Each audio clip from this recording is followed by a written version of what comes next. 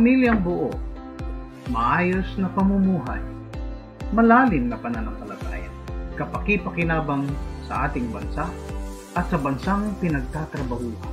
These are the goals that we seek for OFWs and their families, to see them empowered to transform nations. We equip the body of Christ by helping them understand the situations of OFWs brought about by migrations and the issues that go with it.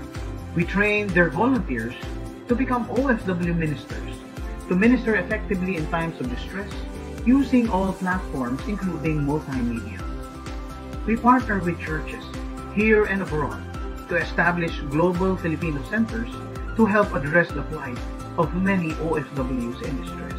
Our partnership with government institutions like POEA, OWA, the DFA and its embassies and consular offices helped facilitate repatriation, resolution of labor cases, and countless victims of abuses from their employers and principals. And through government institutions like the Department of Agriculture, Department of Science and Technology, the DSWD, and BPI, we have endorsed countless OFWs to avail various reintegration and livelihood programs.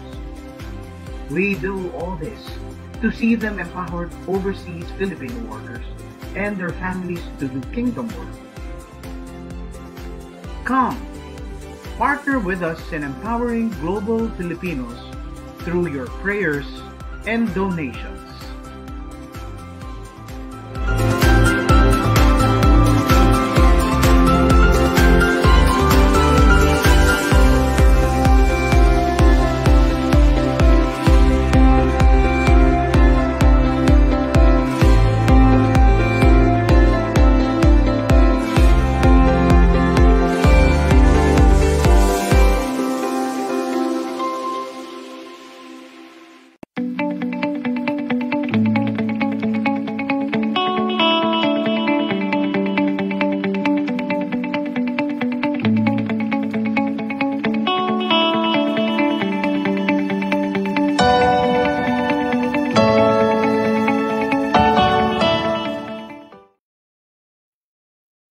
At isang magandang hapon po sa inyong lahat, mga kababayani. Ito po ang programang On the Move, Agarang Aksyon ng GFM. Ito po ang inyong lingkod, Karen E. Bunsoy po.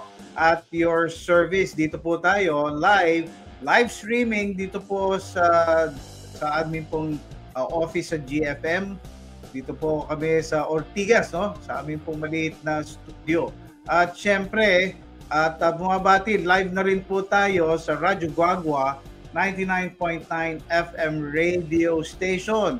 Salamat po kay Mayor Anthony Joseph Torres, Mayor po ng Municipality of Guagua. Siyempre, nagpapasalamat din po tayo kay Sir Aldwin Malyari, ang Station Manager ng Radyo Guagua 99.9 FM radio station.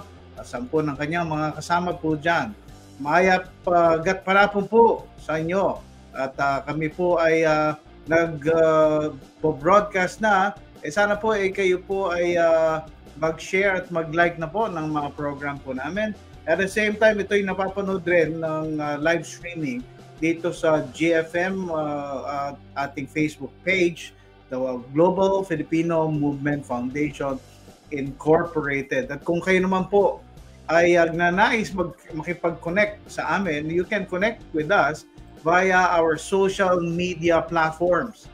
Ito nga po yung Facebook page, meron po tayong Instagram, meron din po tayong YouTube channel where you can view past episodes ng programang On the Move, Agarang Aksyon. Siyempre, kung kailangan nyong palawakin ang inyong mga kaalaman patungkol sa batas, benepisyo, karapatan at depensya, punta po kayo dun sa inyo pong cellphone at yan po ang makikita nyong icon or aming pong cover photo.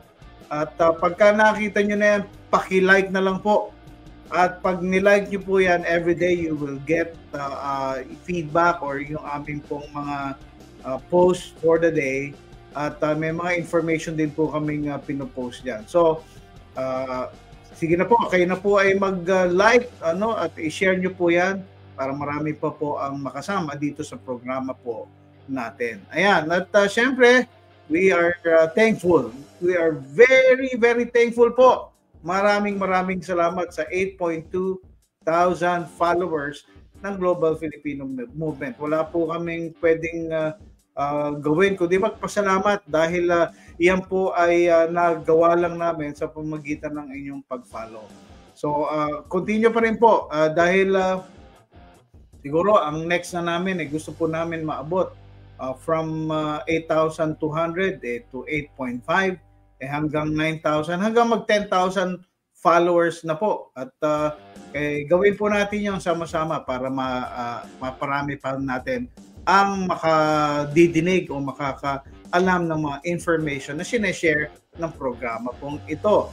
At syempre, sa mga tao naman na gustong pumasyal dito sa amin dahil nga gusto nyo maka-avail ang mga free services na aming ginagawa, dito lamang po kami, katabing-katabi lamang po kami ng Department of Migrant Workers o yung formerly POEA. Sa mapa makikita nyo po, titingnan nyo yung kulay red na pin dyan. Nandiyan po kami. Kung galing kayo ng EDSA, kung mag-MRT kayo, bababa kayo sa Ortigas station, lalakad ng kaunti, siguro mga 60 steps yan. And then makikita nyo, una nyo makikita ang Department of Migrant Workers. Lakad pa kayo ng kaunti, doon sa katabing building, nandiyan po ang entrance.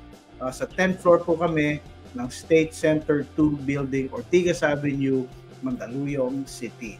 At syempre, sa mga pumupunta po rito sa aming pong tanggapan, meron po kami tinatawag na COOL program, Caring for Outstanding Outbound Laborers. Ano po itong mga ito?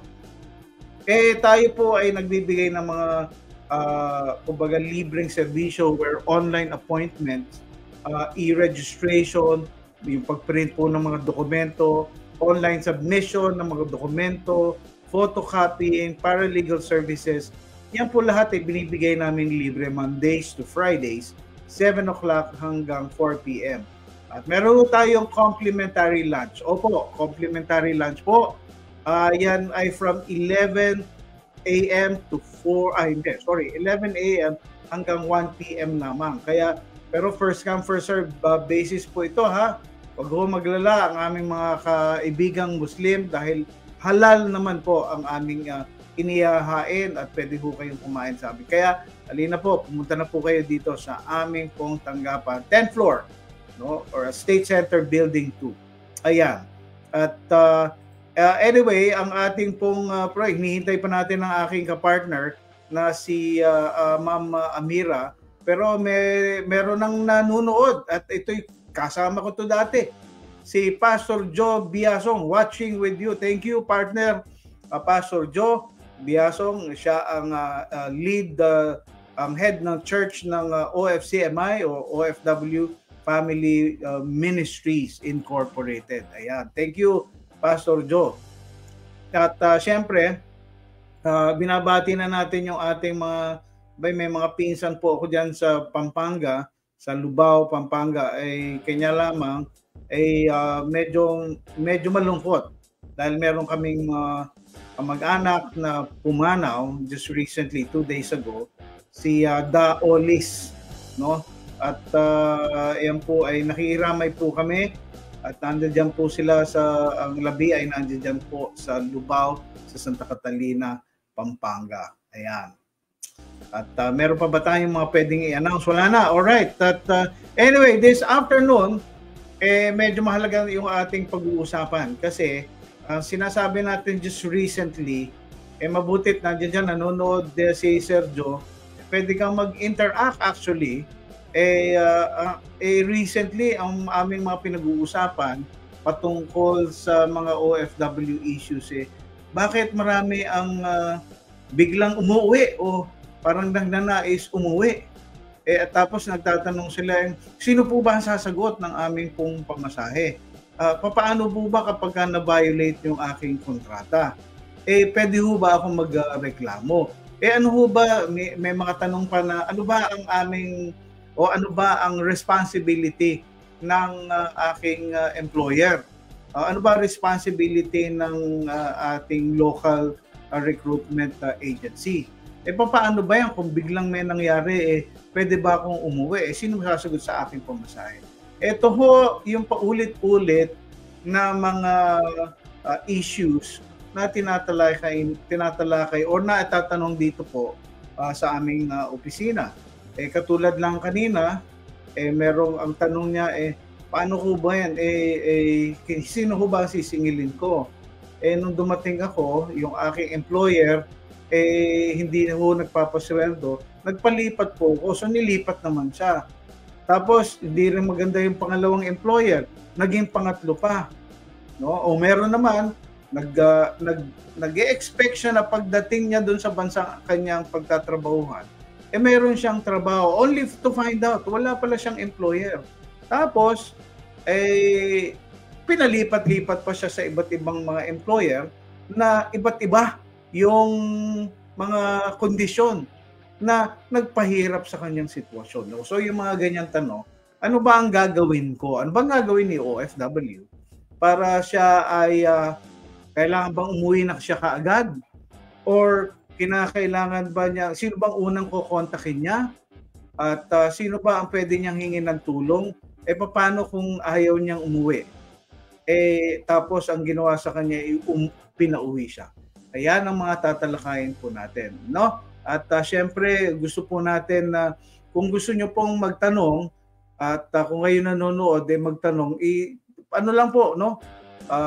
Pumunta lang po kayo sa aming pong chat box and then, pwede po kayong mag-join sa aming pong talakayan. But for now, tatalakayin po natin. Ito yung tatalakayin natin for today, no?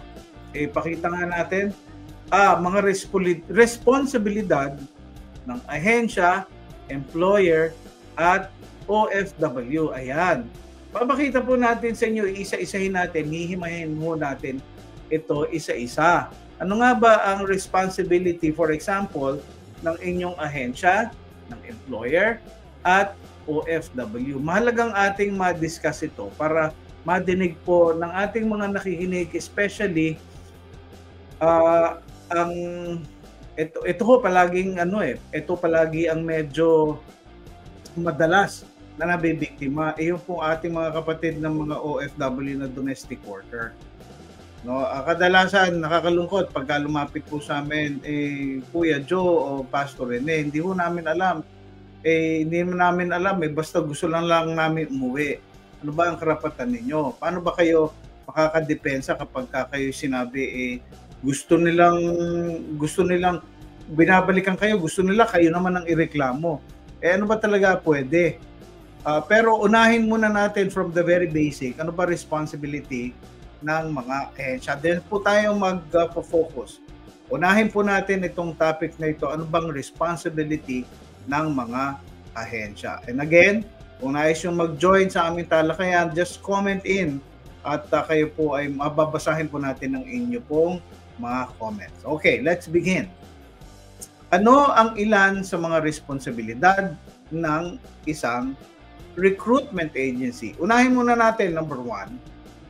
Ito ang source po natin ay yung OFW Handbook 2020 na mula sa Department of Migrant Workers. Number 1, pakipag-usap, ang isang ahensya or isang recruitment agency dapat makipag-usap para sa pinakamainam na mga pagtatakda at kondisyon ng trabaho para sa OFW. Bago pa ho maibukas, mai-offer, kumbaga ibukas yung mga job offer ng isang agency, primary concern po dapat ni agency ay makikipag-usap sila sa mga employer, siyempre. No? At yung sa kanilang pakikipag-usap, kailangang ang kanilang negotiation is yung pinakamainam with regards to sweldo, with regards to yung kanilang working condition, yung benefits na kailangan nilang ma-receive.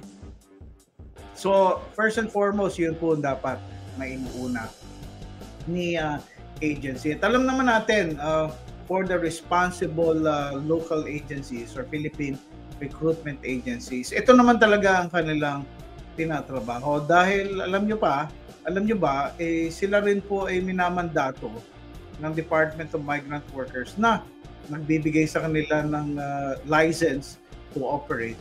At yun is ang isa sa kanilang mga requirement. Dapat ang kapakanan ng OFW ang unang-una nilang iisipin. Ibig sabihin, dapat fair yung sweldo. Ano ba ang dapat na standard na sweldo na isang domestic worker? Ano ba ang standard na sweldo ng isang engineer o ng isang factory worker o ng isang graphic designer o isang artist, no? At yan lahat bago yan inihahain o ino-offer sa mga workers o would-be applicants, ang una-una ho nilang ginagawa they will see to it na okay ba itong package nito, no? And sana I hope na ganun lahat ang sinasabi o ang ginagawa ng ating mga recruitment agencies. Pareho po yan kasi ang Philippine recruitment agencies dito ay meron silang ka-counterpart na foreign recruitment agencies na sila din, no, parehas yung kanilang requirement o required sa kanila na dapat maayos, maganda ang offer na ibinibigay po sa kanila. At ngayon, andiyan, kasama na natin po si Ma'am Amira live from Alcobar, no, Ma'am Rosalie Amira Bartolome. Partner, good morning dyan sa'yo. Ayan, so good morning po dito at good afternoon dyan, Pilipinas. Magandang mapagpalang araw po sa ating lahat. At maganda yung topic natin ngayon, no? Kaya na-excite ako. Pero hanggang 11 o'clock lang po ako, Pastor Joe.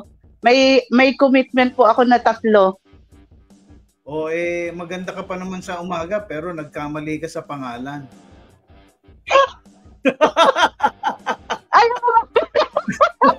Sorry, Pastor Rene. Sorry. Pero ba't ba nasa isip ko si Pastor Joe? Pero nanonood siya No, kaya batiin mo siya, nanonood siya habang nagmamaneho.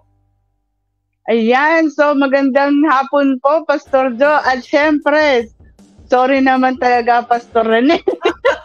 Hindi, meron kasi kaming case na hawak ni Pastor Joe, kaya nasa isip ko siya dahil nasa GFM ka ako. May hawak kaming case na talaga namang disaster. Disaster, Sige, pagkwentuhan natin yan mamaya kung relevant, ipakita natin dito. At binabati rin natin yung mga yung pinakita ko sa yung picture, yung taga Magic 6, si Luis Orpiano. Si Luis Orpiano. Siya yung pumunta dito. Ka Luis, magandang hapon sa iyo. At anytime punta ka dito, bisita ka dito, kwentuhan tayo. Ayan. Si ano yan? DJ Papa L. DJ Papa L. Oo, Papa L. Ang tawag namin sa kanya. Siya si Papa L. Bakit letter L? Labing. Okay. Papa Labing naman pala.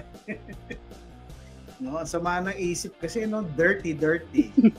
Washy. Yeah, so okay. Para may konting thrill pag sinabing Papa L, bakit kaya Papa L? Labing.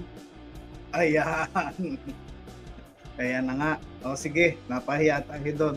Sige, magpatuloy na tayo. Moving forward, ayun na nga, sabi nga natin, ano nga ang ilan sa mga responsibility ng isang recruitment agency? Sinabi ko nga kanina, both PRA and the foreign recruitment agency, dapat inuuna nila bago pa ihain yung ating yung mga job offer, kumbaga na-check na nila, okay ba yung offer nito, yung job offer, okay ba yung package nito, okay ba yung meron bang eksaktong benepisyo para sa mga OFWs, kasama na dyan yung meron ba itong tulugan, meron ba itong transpo allowance kung meron, o meron ba silang yung day off, Medical.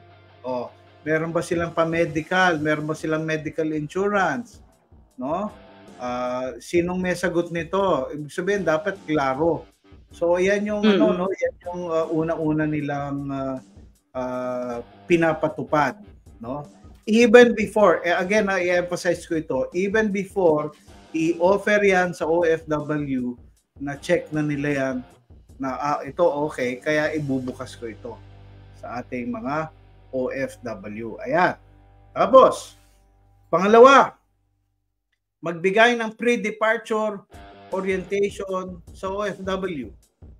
Gaano ka-importante itong pre-departure orientation sa palagay mo, Ma'am Amira? Sa akin kasi, Pastor, this is a very, very, very important. So, if they come from for the destination, minsan kasi, nasishock sila yung sa mga culture. Yun yung adjustment na talagang kailangan magbigay sila sa Pilipinas nung pre-departure. Pero I think may iba pong mga agencies na gumagawa as of now. May gumagawa. O mandato Yes, naman po. kasi ito eh. Actually, ang pre-departure or actually yung pre-departure teka muna. PIDOS ginagawa naman talaga kasi hindi naman talaga sila makakaalis eh. Kapag hindi sila nag-PIDOS. Pastor Rene, parang I think po ngayon what they're doing in PIDOS from before, they have to change it. They have to change. This is a very old way. Because see, yes, here in Saudi, what they're teaching in PIDOS, they're teaching how to prepare the table manners, okay? But actually, hindi na po ganun. Alam mo yung paano yung pagkain dito sa Saudi, yung kahit na yung maramihan sila, yung may mga Ramadan, Eid, Pastor Rene, nakalapag yung pagkain, yung mga kabsa. Sa simento mismo, meron silang carpet, tapos nandoon yung supra, ganon. Iba po yung tinuturo nila sa PIDOS. Ayun na nga yung nakakatawa doon at Amira is yung tinuturo sa PIDOS, matagal na nating sinabi yan eh. I think way back 2015, pinupunan na yan na very old curriculum na ang tinuturo. Yes. Sa PIDOS, alam mo, kasi baka yung sinasabi mo, yung table arrangement,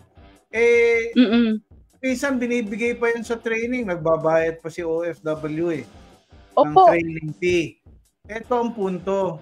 Ba't mo tuturuan ng table arrangement? Iba yung sa Middle East, iba yung sa Hong Kong, for example. Iba rin pagkapunta ka ng Europe, no? Iba-iba yan eh. No, hindi naman pala katulad ng sinabi mo, ang sa Middle East pagka Eid, no? Inihahain sa carpet. Sa floor sila, umuupo sila doon at may supra. Nandoon nga nung pumunta nga kami ng UAE. Enjoy ako doon eh. Kaya lang naiipit yung tiyan ko, hindi ako makapunang maayos eh. No? Parang hirap na hirap ako, nangingima yung aking mga paa. Pero gayon pa man, tatama ka. Pero itong sa pre-departure, ang unang komento ng aking partner diyan ay dapat baguhin na. No? Pero kailangan, no? Kailangan pa rin ito. Sa pre-departure, dapat ang kailangan nating i-check dyan ay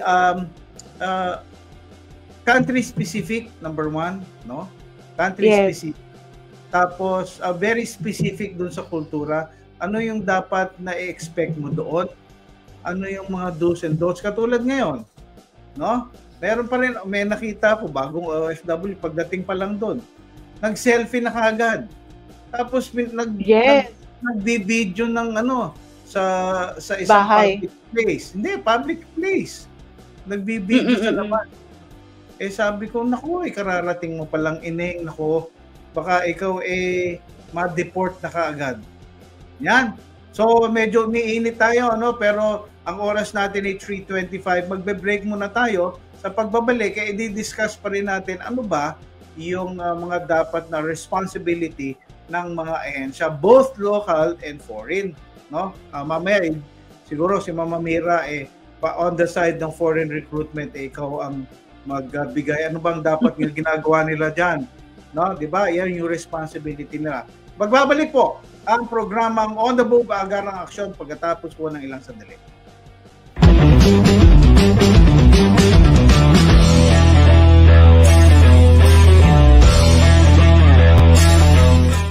Bata, mag-aabot ka ba? Hep, bago ka magdesisyon, panoorin mo muna ito at baka magbago pa ang isip mo. Hindi biro, ang mag-abroad. Tinatayang nasa 10 milyong mahigit ang kabuuang bilang ng mga Pilipino ang nagtatrabaho abroad. Ikatlo naman tayo sa buong mundo na may pinakamataas na remittance mula sa mga OFWs. Nagtanong-tanong tayo sa ilang mga estudyante kung bakit nais nilang magtrabaho abroad at ito ang ilan sa kanilang mga sagot. Walang mahanap na trabaho dito. Gusto kong kumita ng mas malaki. Hindi kayang bumuhay ng pamilya ang sweldo dito. Gusto kong subukan ang karir sa ibang bansa habang bata pa. Gusto kong pag-aralin ang aking mga kapatid. Gusto kong ipagamot ang nanay o tatay ko. Nangangarap ako na mamuhay sa ibang bansa. Gusto kong makaipon para mabili ko ang lupang sinasaka ni tatay. Sa pag-abroad, merong mga risks at mga challenges. Maraming challenge ang haharapin mo sa pag-abroad. Tulad na lang ng pagkakaiba ng kultura at lingwahe, ibang tradisyon, relihiyon, pagkakaiba sa pananamit. Mayroong lugar na sobrang init, meron din naman sobrang lamig. At huwag ka nang maghahanap ng only rice. Siguradong wala niyan sa lugar na iyong pupuntahan. May video ka ba? Baka wala din. May mga makakatrabaho ka na iba ang ugali at pamamaraan sa pagtatrabaho. Malamang na mas maunlad ang teknolohiyang gamit nila kaysa sa atin. At naku, kapag tumama ang homesick, malayo ka sa mga kapatid mo, sa tatay mo, sa nanay mo, sa mga tropa mo, sa piyesta, sa birthday party, binyagan, galaan at iba pa. At pagka nagkasakit ka, walang mag-aalaga na nanay sa iyo. Magpupunas ng malamig na tubig kapag mataas ang lagnat mo. Magdadala ng pagkain sa kwarto mo. Maghihimas ng masakit mong katawan. Pagka may krisis sa pamilya, asahan mong magiging dependent ang pamilya mo sa perang pinapadala mo. Huwag naman sana na habang nagpapakahirap ka sa pagtatrabaho abroad, iba naman ang tinatrabaho ng asawa mo or girlfriend mo. Naku po, tatang! Pumunta naman tayo sa mga risks. Alam mo bang talamak ang illegal recruitment sa atin? Ayon sa Statista Research Department, noong February 2, 2022, mayroong 1,800 na kaso ng illegal recruitment ang na-record mula January at October ng 2021.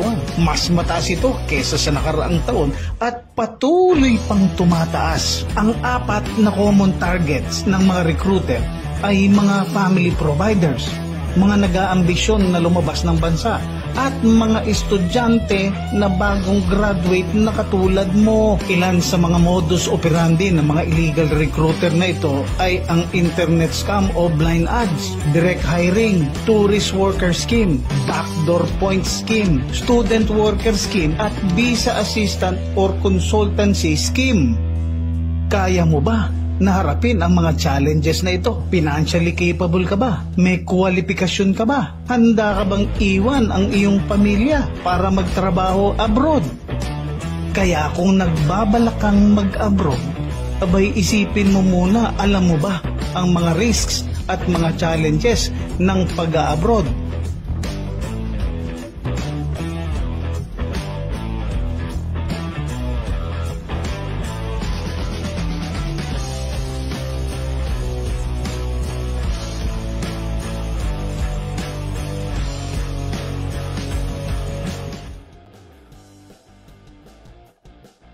At nagbabalik po ang programa On The Move, Agarang Aksyon. Live na live po tayo sa Radyo Guagua 99.9 FM radio station. Kasama ko pa rin siyempre ang aking partner na si Ma'am Amira Bartolome dyan po sa KSA sa Alcobar. Siyempre bumabati muna tayo dun sa mga nag-tune in.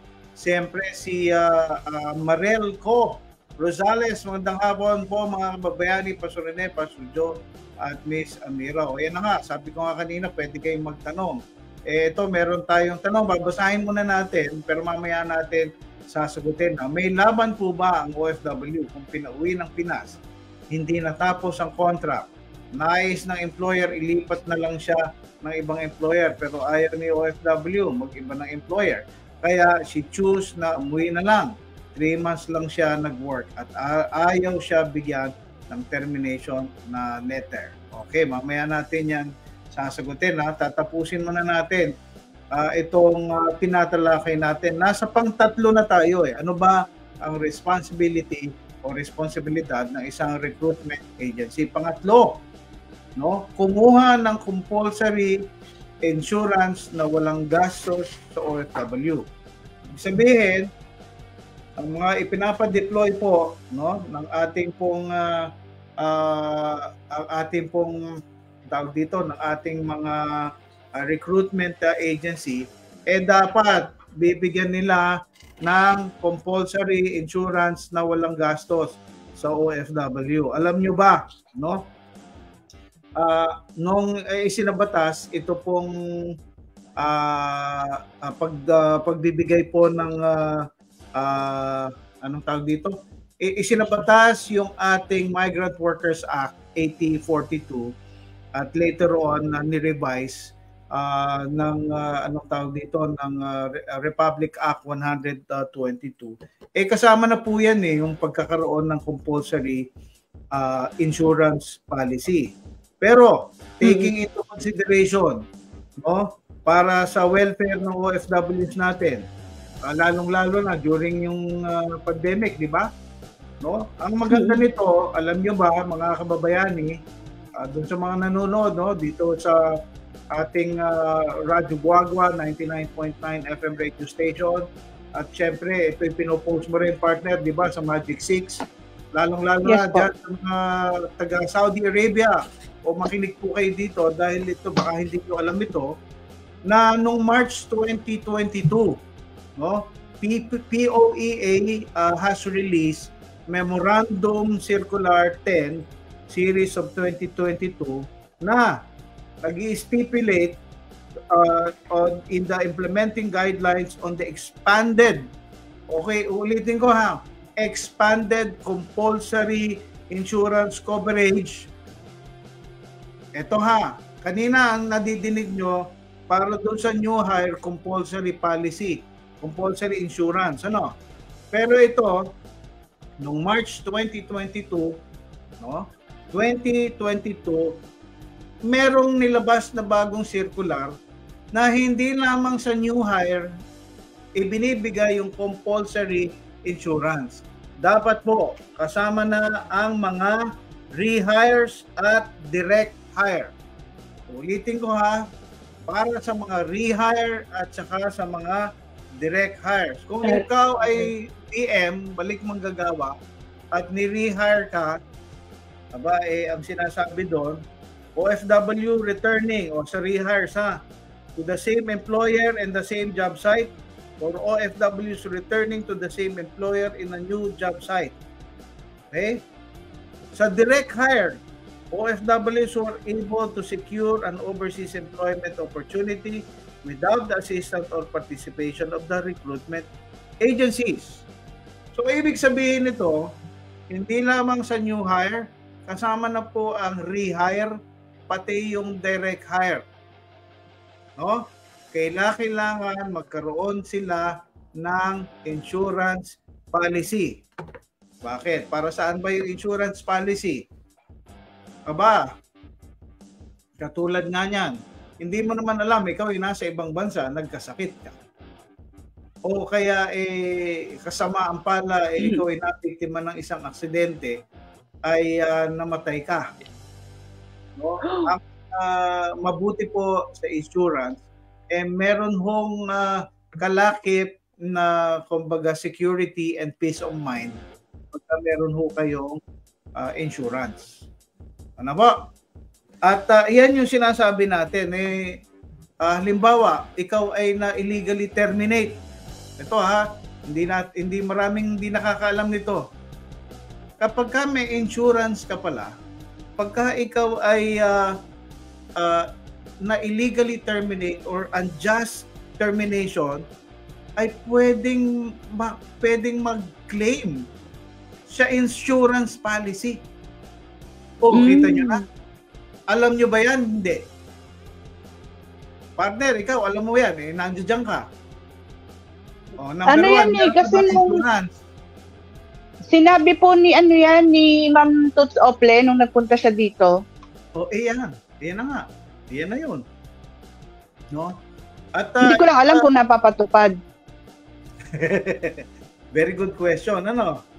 Napapatupad nga ba ito? Pero ito nga, mandatory ito, circular ito Kita mo. Very good. Kumbaga, ang isang insurance policy nagkakahalaga ng kapag death, meron silang pwedeng makuhang magkano?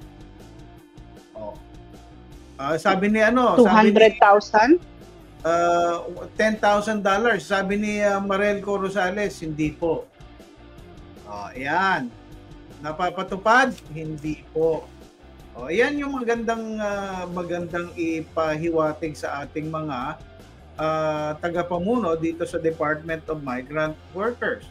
Bakit hindi ito napapatupad? No? It stipulates, no? Ito nga yung guidelines, dapat kasama na ang rehires at mga direct hires. Ito nga, ang benefits, tingnan mo.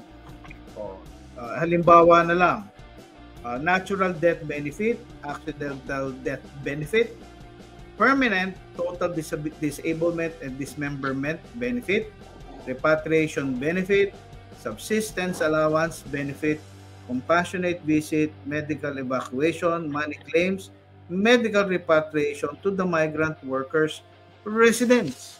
At ang kinakailangan lang naman dito kapag ka ikaw ay OFW balik manggagawa, mandatory insurance is open to all returning overseas Filipino workers from ages 21 to 60. Pwede pa pala ako doon. Wala pa akong 60. Diba? Kailangan lang with the valid employment contract or working visa.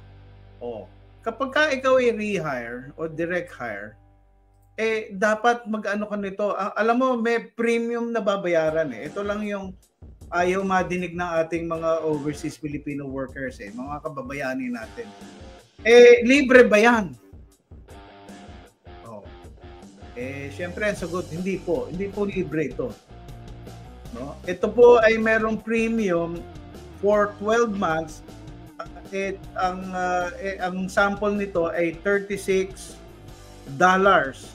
per year or annually. So magkano yan sa peso? Kwentahin natin sa 56. No? 2,000 plus. Po, 56 times $36 is 2,016 pesos. Kung i-divide mo naman yan sa 12, kano lang yan? 168. Mas malaki pa yung niloload mo para sa yung ML. No? Mobile Legends. Diba? 168 lang per month. Kaya mo nang bunuin yung 2,000 plus na yon. covered ka naman. Taon-taon magbabayad ka noon. Covered ka, biruin mo yun. Meron kang, kung may accidental death or natural death, meron kang 10,000. So, ang sinasabi natin dito, kumbaga, mas lamang ang may alam. No? O, katulad niyan, sabi nga ni Marel, hindi napapatupad dito. Abay, siguro makakalampag kami niyan ni Kuya Joe, no? Sa serbisyong OFW. Gagawin kong topic ito. Kasi ano ba ito? Ito ba napapatupad? At paano ito pinapatupad? At kung hindi ito pinapatupad, bakit hindi pinapatupad? No? Yes. Puro patupad yan. Kasi Pastor Rene, no, even kahit na gumawa sila ng isang katutak na batas at memorandum or any kind of agreement sa mga agencies, kung hindi naman po ipapatupad, it's useless. Tama. Useless. Pero maganda siya kasi nga, 'di ba? Dito lang sa Saudi, napakaraming mga may sakit na mga kababayan natin na hindi na inaasikaso ng kanilang mga employer. So, kung meron tayo niyan na insurance, at least, 'di ba? Meron silang matatakbuhan in case din na umuwi sila ng Pilipinas na sila ay may sakit. Oh. At saka ito pagka yung sa illegal termination, covered 'yan. Alam mo, ang kailangan lang dito is yung NLRC ruling. Pagka yan kumbaga, kung ito'y pinapatupad, ang isang OFW pala na illegally terminate at nag-complaint at nag-file ng complaint ng money claim sa NLRC, meron silang makukuha dito. Ibig sabihin, kapag napanalo nila sa NLRC, nakakuha sila doon sa NLRC at ni-require ang agency na magbayad sa kanila, pwede pa nila itong i-avail. Kasi nagbayad sila ng premium lalong-lalo na kung kasama yan sa kanilang policy. Tingnan mo na. 'Di ba? Pero Pastor, parang ang pagkakadinig ko noon kay Ma'am Toots Ople is parang isasama na yan dun sa ng agency. Hindi sa OFW kukunin, sa agency siya. Hindi, iba yan. Iba yan. Ka-clarify natin yan. But I'm sure na iba yan. Kasi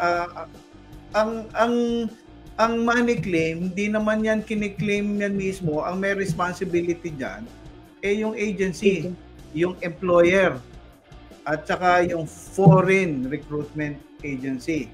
Magkakasama yan. Lahat yan, base sa prinsipyong solidary liability, ay it's either magkakasama sila o magkahiwalay na pwedeng maging may responsibility sa OFW. Mamaya nga, i-discuss din natin yan. Okay, pang-apat na tayo para matapos natin ito. Bigyan ng kopya ng kontrata at OEC. Nako, dito, kapag meron pang mga agency na hindi nagbibigay ng kontrata. Bakit kaya, Ma'am Amira? Ba't hindi nagbibigay ng kontrata?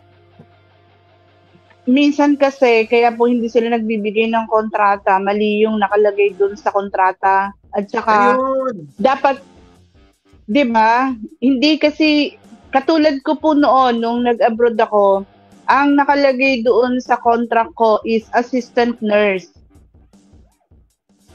Ang gusto nilang kasi medical secretary yung in-applyan ko, tapos ang nilagay sa akin doon is assistant nurse. So, mali di po ba? Mali yung doon sa kontrata. Pero, pag sa Pilipinas assistant nurse. Pero ang in-applyan ko po, medical secretary. Kaya nung pagdating ko sa Saudi, Sabi ko, no, mali yan, hindi yan yung kontrata ko. Talagang pinilit ko na yun yung kontrata ko. Pero yun naman, nasunod naman po yun.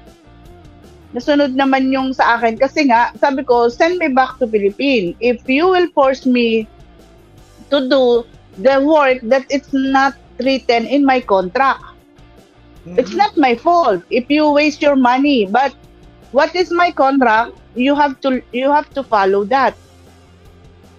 Pero nangyayari po ngayon yan, Pastor. Wala nang magawa yung mga worker kung hindi pagtiisan.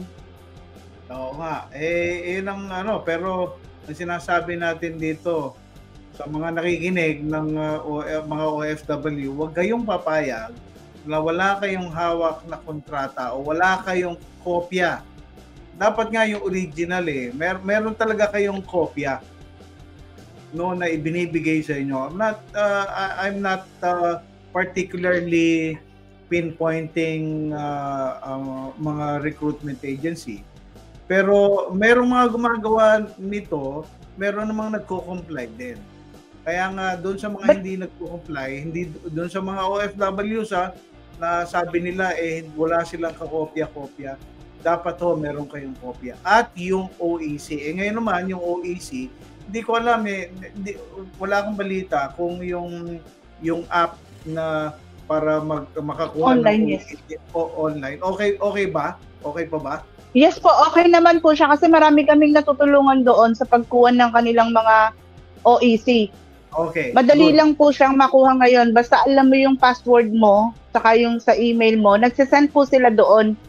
Tsaka meron lang po akong isang ano ba Tagalog nito? Advice sa or request diyan sa atin sa Pilipinas, sa OWA or sa mga nandiyan po pwede naman po sa agency. Po pwede naman lalong-lalo na po sa mga OFW, Pastor Rene. Kasi pag dumating po dito si OFW, either agency dito na FRA ang kukuha ng kontrata ni kabayan or ang kanilang employer. Okay? Kinukuha po kasi ng employer basta dumating na sa sa bahay, kinukuha na po nila yung contract tsaka yung passport. So, ang sa akin lang po, request ko lang, bigyan nila ng kopya si OFW. Kasi hindi po nahahawakan ni OFW ang kanilang kontrata hanggat hindi sila sasakay ng eroplano. Kaya wala po silang kopya. Wala silang kopya. And para yung kunyari, flight niya bukas, na yun pa lang, ibigay mo na yung kopya ng contract para iwanan dun sa pamilya in case na something happen dun sa worker, di po ba? Especially talaga sa mga household worker. Bigyan po sila ng kopya bago mag-flight para iwanan dun sa family. Kasi kahit po kayo, di ba, pagka tutulong tayo sa mga household worker, where is the copy of your contract? Wala po kinuha po ng amo ko. So kung binigyan po sila ng kopya, may maiiwan po sa family, di ba? Ewan ko kung pabor sila doon sa suggestion ko or what. Correct. Hindi, yun nga ang punto. Dapat nga dito, ito pinapayo namin palagi doon sa mga OFW, wag niyong anong tawag dito? Minsan kasi hindi nagbibigay ng kopya sa asawa o sa nanay o sa kapatid. Bakit? Kasi makikita kung gaano kalaki yung sweldo o gaano kaliit. Hindi, si household worker. Ano yun? Si worker, si household. Oo nga. Yun lang naman sweldo niya Ibig sabihin nga, kahit na, alam mo bang sa household service worker, kahit na 1,500 real yan, abay, malaking pera yan sa mga household service worker. Kaya minsan, kaya ayaw magbigay dahil baka makita kung magkano sweldo. O laki pala ng sweldo nito ni nanay. Hihingi ako ng pambili ng iPhone. O, ayan na. Pero gayon pa man sa akin hindi nga biro 'yun Medyo birong totoo. Kaya hindi sila nagbibigay ng kopya ayaw nga makita yung nilalaman ng kontrata. Pero for your safety, no, for your sake, no, para sa kapakanan mo, dapat mag-iwan po kayo ng kopya ng kontrata sa inyong pamilya, sa asawa, sa nanay, sa tatay, sa kapatid, para meron kayong kopya. Ang dali kaya niyan kapag kasi yan ang unang tinatanong. Kailan umalis? Sinong agency? Anong pangalan ng employer? Departure, arrival. Departure niya. Anong araw dumating doon? Saang bansa siya? Yung contact number ng employer. Pagka may kontrata ka, di ba, nandoon yung lahat. Yun din lang naman ang tatanungin, dapat may kopya tayo, mga OFW. Ayan, so, I mean, very, very crucial information. Nadidinig nyo yan dito sa On The Move. Especially dyan, sa parte ng mga foreign recruitment agency. Ito naman ang panawagan ko. At sa mga employer, ano bang ginagawa dyan, partner? Kasi nga, talamak pa rin yung kukuhanin yung passport, kukuhanin yung kontrata. Wala bang, eto na naman tayo, sa monitoring na naman tayo nito minomonitor ba talaga? At kung may na-monitor na gano'n, na inagaw o kinuha ang passport, alam naman nating bawal na yan, no? Bakit hindi nakakarating dito sa Department of Migrant Workers? Unang-una po kasi, dapat i-lecture natin sila workers na wag papayag na ibigay, kahit na skilled worker ka, na wag mong ibigay ang passport mo sa company. Dahil sa atin yan hindi din sa atin yan sa government yan, di ba? Haram. So, wag mong ibigay. I-report mo sa agency. Pag ni-report mo yan sa agency, kailangan sa agency ang gumawa ng action. Minsan kasi natatakot po si worker. Correct. So, ipaunawa ni agency. Paunawa ni agency sa employer. Household worker ka man, or skilled worker, or janitress ka, or nagtatrabaho ka sa salon, paunawa ni agency sa kanilang employer na hindi nila pwedeng kuhanin ang passport dahil bibigyan sila ng penalty sa ganitong bagay. Siyempre, para malaman ng agency na kung kinuha ba o hindi, dapat magsumbong. Dapat nagmo-monitor sila. Kasi kung hindi sila magmo-monitor, kasi sabihin natin hindi nagsumbong si OFW. Ang paraan lang naman doon, di mag-monitor ka. Pag nag-monitor ka, Ma'am Juana de la Cruz, ito po si ABC agency dito. Tatanong ko lang po, kumusta po kayo? Okay lang po ba kayo? Kayo po ba ay ayos? Yung passport nyo po ba ay nasa inyo? Wala po. Wala po ba? Okay, I will take note of that and I will talk to your employer and we will see. We should get haram. Dapat hindi mo binigay. Dapat ganon. Kaso binablock na Kaso binablock na ni agency pag naka-flight na si worker Yan na nga ang problema. Di may kapabayaan si agency. Tapos babalaan pa. Sige, bahala ka dyan sa buhay mo. Wala na kaming pakialam sa iyo. Di ba? So nakikita natin, kanina sabi mo nga, pinapatupad ba yung compulsory insurance? Hindi po, sabi. Ito ba, nagmo-monitor ba? Bakit meron pa ring nakukuhanan ng kontrata at saka ng kanilang passport?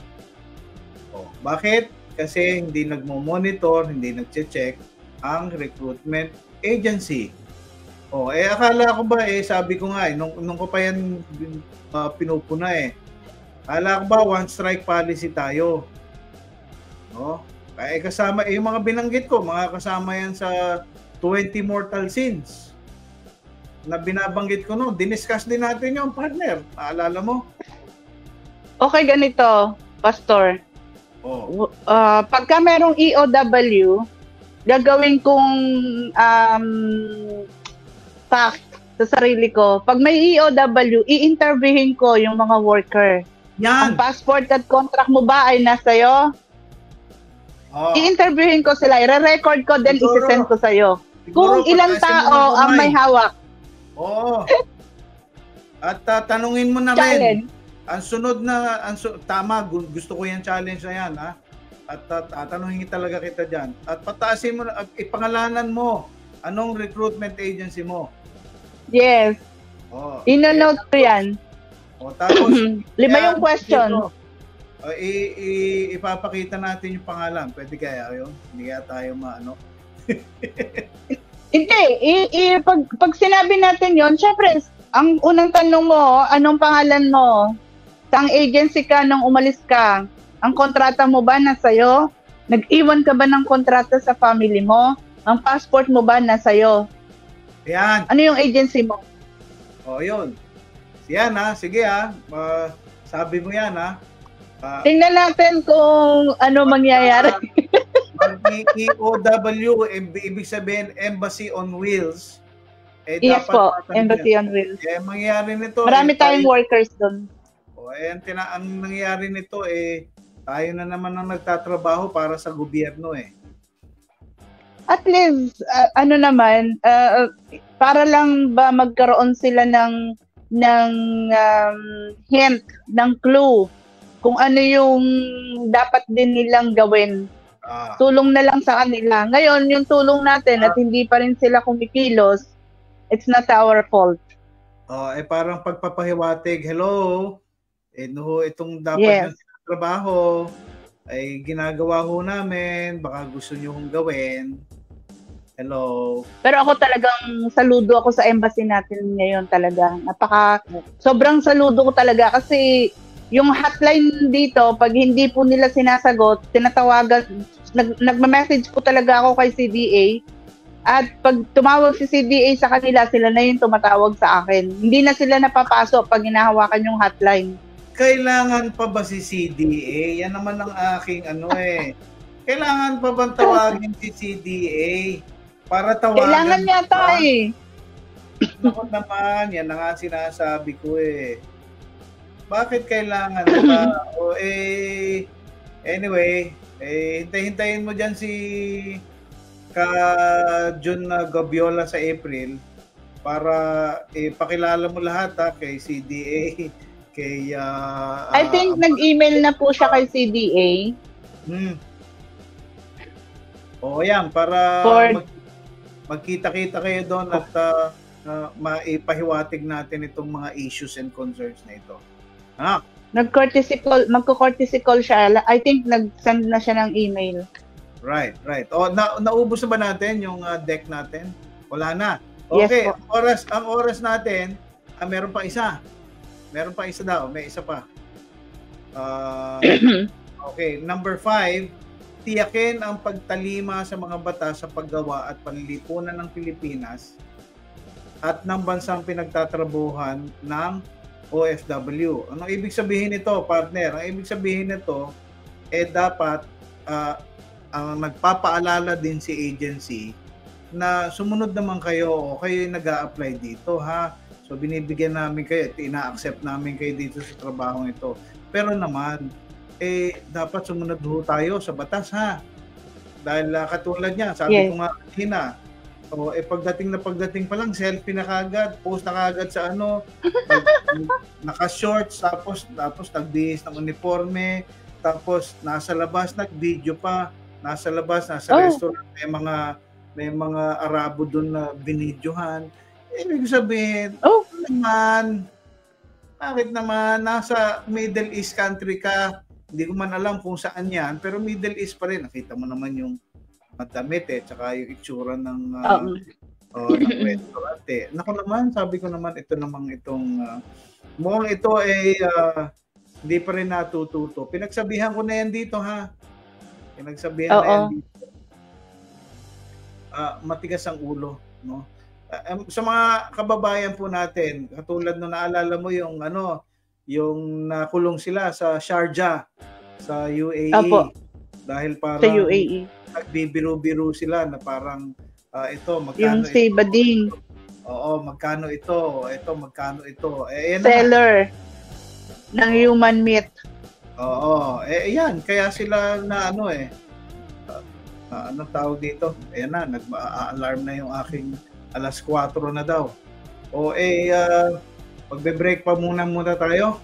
Mag-break muna tayo para makita natin na makapagpahinga ng konti ang inyong mga lingkod. Magbabalik po ang On the Move Agarang Aksyon. Tinatalakay po natin ang mga responsibility ng ahensya. Magbabalik po kami.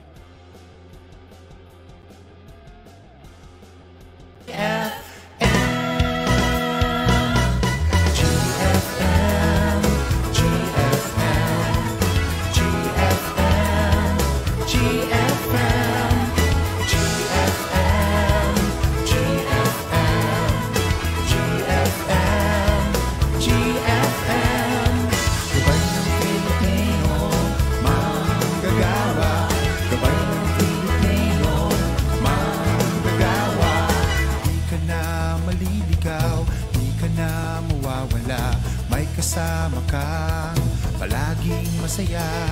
Ano man ang problema, matutulungan ka ng GFM, GFM, GFM, GFM, GFM, GFM, GFM, GFM. Gabay ng Pilipino, manggagawa.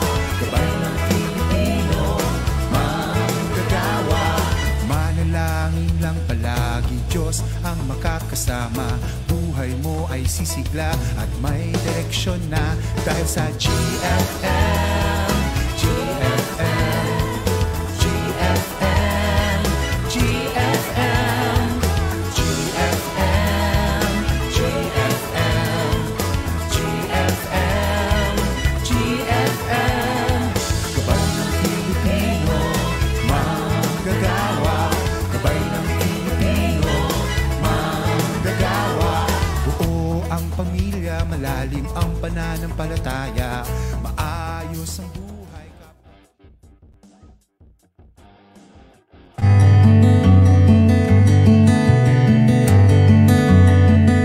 Isang magandang umaga po sa ating mga kapatid at mga kaibigan. Ako po si Pastor Joey Gonzales, pastor po ng Evangelical Church of Rizal sa Lipa City.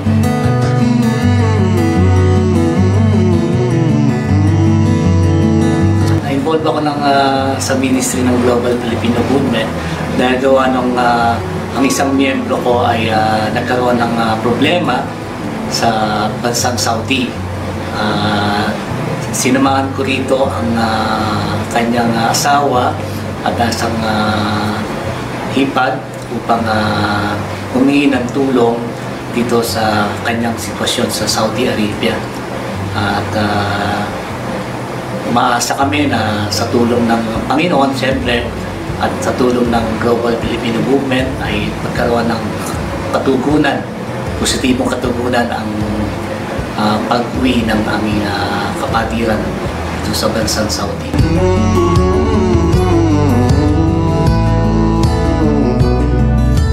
Ang Global Filipino Movement ay talagang isang ministry na malaki na itutulong sa ating mga kababayan, lalo na ng mga kababayan natin ng mga nasa larangan ng domestic helper.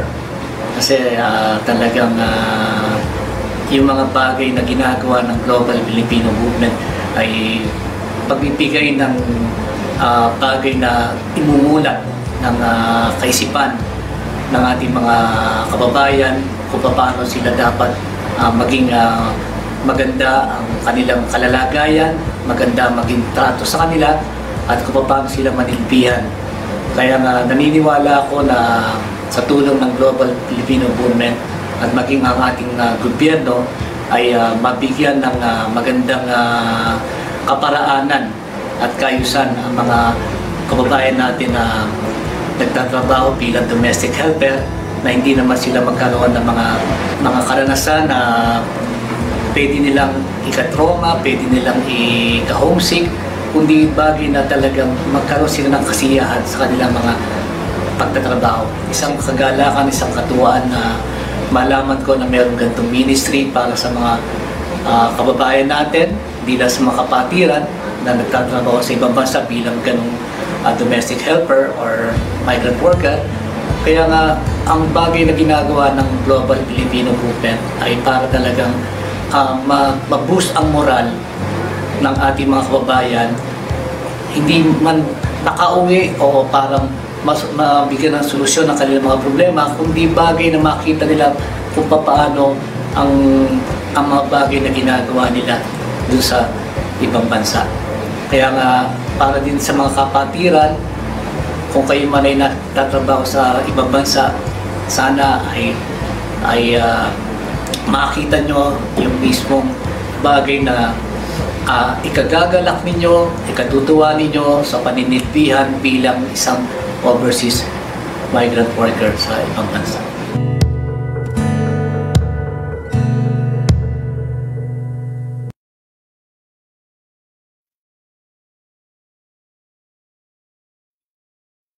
At nagbabalik po ang Odomo Bagarang Aksyon ng ating pong oras ay 4:06 ng hapon. Siyempre, kasama pa rin natin si Ma'am Amira Malditan Sweet na dyan sa Alcobar. Ayan, at bago tayo nag-break, pinag-uusapan pa rin natin itong mga topic na ito. Pakita na nga natin yung ating slide. Ayan na nga.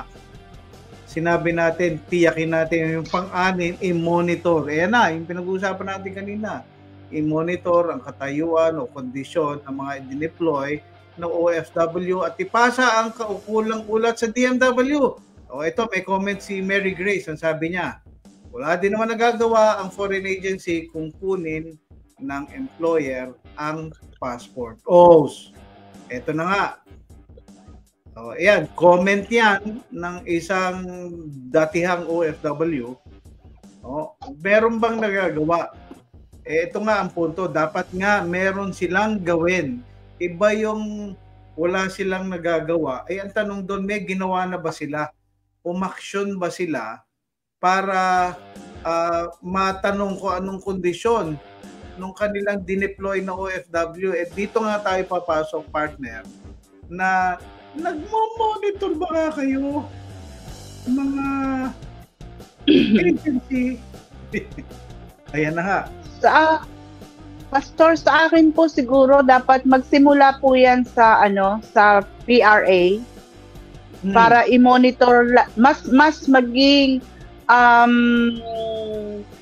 yung sa foreign kasi pagka pino-force sila ng ating Philippine Recruitment Agency na i-monitor talaga, so magiging porsigido po ang FRA.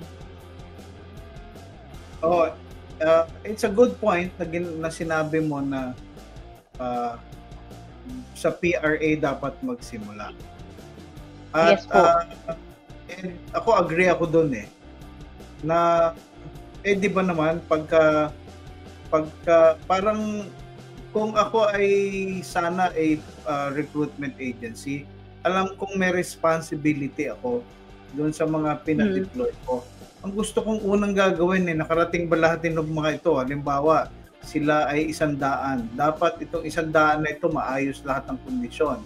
May isa man dyan o 2 o 3 hanggang 10, dapat pagtutuunan ko siya ng pansin. Pero bakit kaya mas marami ako nadidinig? Or in fairness sa kanila, bakit may mga nadidinig tayo na pagkarating pa lang na pagkarating doon ni OFW at pagka humingi at nagtanong bakit ganito, bakit ganyan, bakit binablock sila? Ang nagbablock si worker? Hindi, si agency. Kasi nandito na sila ayaw na nilang may storbo kasi nakuha na nila yung placement fee. Ayun na nga Sorry. Ako gusto kong maging fair Pero bakit ganyan ang nadidinig natin? Assuming that they are doing their job, nagmo-monitor sila, bakit merong ganyang istorya? Ano yung dapat na gawin dyan? Siguro mag-guess na tayo dito ng taga-DMW para masagot yung mga ganyang tanong. Kasi paulit-ulit siya no? Paulit-ulit na siya. Warning. Ngayon, sabi mo nga, dito manggagaling. So, makakatulong pala yun kung ang PRA ang mag-initiate ng pag-monitor? For me, yes. Okay. Kasi po, di po ba, Pastor, ang FRA kasi, sila yung naka-communicate sa PRA to send a worker here, right? Ano sila silang dalawa yung partner hihingi si FRA ng worker kay PRA. So si PRA, they should restrict sa bawat karapatan ng mga OFW na ibibigay nila kay FRA. Ngayon, kung hindi susunod si FRA, I will not send you a worker again. So dapat sila nag-uusap. Dapat yes. Meron silang open line of communication. Yes. So again, ito kaya dinidiscuss natin, gusto nating madinig ito ng mga OFWs. Dapat nagmo-monitor ang bawat isa. Sa akin, logical na kung nagmo-monitor si PRA, si FRA nagmo-monitor din. Kumbaga, nagre-report si FRA sa PRA. There is one case. Sorry, Pastor. There is one case. Friend ko po, yung abogado nitong agency na to. Friend ko siya. Alam ko magaling siyang abogado. Alam ko magaling yung kanilang agency diyan sa Pilipinas. Ang problema naman is, si worker, hindi niya ipinapaalam kay PRA kung ano yung nangyayari sa kanyang employer. So, nung nalaman, ito namang si FRA, hindi din niya ini-inform si PRA kung ano yung nangyayari sa kanyang worker. Okay. Parehong may kasalanan si FRA at saka si worker. Walang alam si PRA. Ngayon, nung namatay na si OFW, ang nangyari, si PRA ang nasuspinde, hindi si FRA. Pero si worker, hindi naman nag-report kay PRA. Yun yung dapat nating iwasan. Sa mga family, dapat nyong i-report sa PRA ninyo kung hindi nyo kayang i-report sa FRA kasi marami po tayong FRA na ang mga LO, kababayan pa naman natin, sila pa yung minsan ay nagpapahamak sa mga workers natin. At yung mga LO na yan, mabuti binanggit mo yung mga LO na yan, yan pa ang masasakit magsalita sa mga OFWs natin Kung ano yan, itong mga bobo ito may nadinig ako mga ganyan kung mag-comment. At saka, sige, subukan mo. Ibang mo matatapang. Pagka pinabasa sa akin yung mga messages na kausap ang LO nila, liaison officer nila, ang tatapang May namatay kasi OFW Yun, hindi po nag-report ang family sa PRA. Nalaman lang ni PRA nung nasa social media na. So, ibig sabihin, both sides, no? Family, si OFW, si PRA. Three sides. Isama mo na ang Migrant Workers Office. Kasi si Migrant Workers Office, sila ang tagapamagitan dyan No? Sila ang dapat nagre-receive niyan. At sila ang nakikipag-usap sa employer at sila ang nagbibigay ng accreditation sa mga foreign recruitment agencies. Hindi naman makakapag-recruitment yan makakapag-recruit sa atin kung walang heads up o go ahead ng MWO yan. So medyo mahaba na tayo dyan. Ang pang-pito, i-repatriate ang OFW o Lavinia kabilang ang kanyang mga personal na gamit. In terms of repatriation, ang ating pong DMW meron tinatawag na ORCC or One Repatriation Command Center. Whereas kung noon iba-iba pang mga Ayan siya, ikaw ay pupunta sa OUMWA, POEA, OWA, iLabs. Yun yung iba't ibang mong dapat puntahan. Ngayon, pinag-isa na nga lang nila. Ito ay nag-start ng panahon ni Toots Oplin noong 2022. No? Kaya maganda, pwede ho kayong isa sa mga responsibility ng isang agency makipag-ugnayan, makipag-communicate, at kung kinakailangan, pagka ni-request kayo for repatriation at kinakailangan naman, kailangan nyo pong i-repatriate. Kayo po ang may responsibility sa kanila, kayo po ang nag-deploy po sa kanila, kaya dapat po, pagka hindi nyo ginawa yan, mananagot po kayo.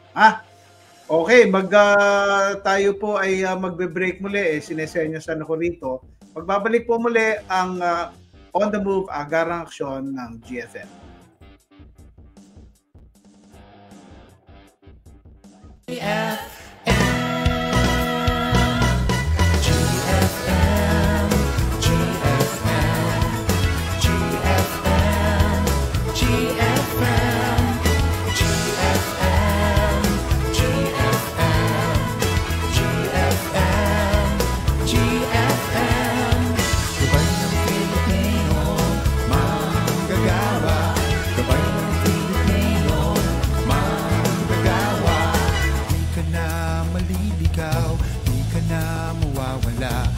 Kasama kang palaging masaya.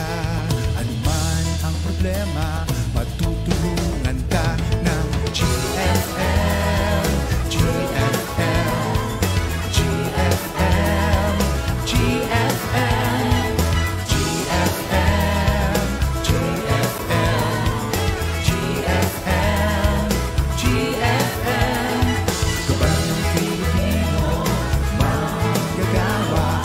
Gabay ng Pilipino, manggagawa. Manalangin lang palagi, Diyos ang makakasama. Buhay mo ay sisigla at may direksyon na dahil sa GFM.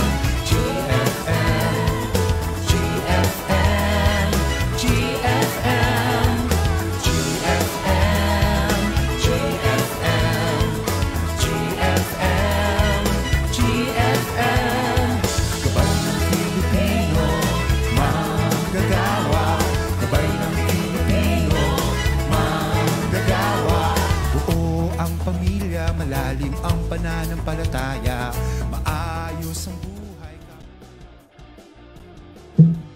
Nagbabalik po ang On the Move, Agarang Aksyon ng GFM. Live na live po tayo sa Radyo Guagua 99.9 FM radio station. Siyempre, nagpapasalamat tayo kay Sir Alvin Malyari, ang station manager ng Radyo Guagua 99.9 FM radio station. So, ayan, medyo humaba yung ating discussion dito dahil pero padadaanan natin itong merong isang tanong dito sasagutin natin. Itong kay Mary Grace, may laban po ba yung sa taas? Ayan. Ito, i-feature natin itong tanong. Alisin natin yung yan. May laban po ba ang OFW kung pinauwi ng Pinas, hindi natapos ang contract? Nais ng employer, ilipat na lang siya ng ibang employer. Pero ayaw ni OFW mag-iba ng employer, kaya she choose na umuwi na lang, 3 months na lang siya nag-work at ayaw siya bigyan ng termination letter. Okay, ang sagot ko dyan na Ma'am Grace, pauwiin niyo po, no? Kahit walang termination letter, tatanungin naman siya dito At saka kahit yan pinalipat, meron pa ring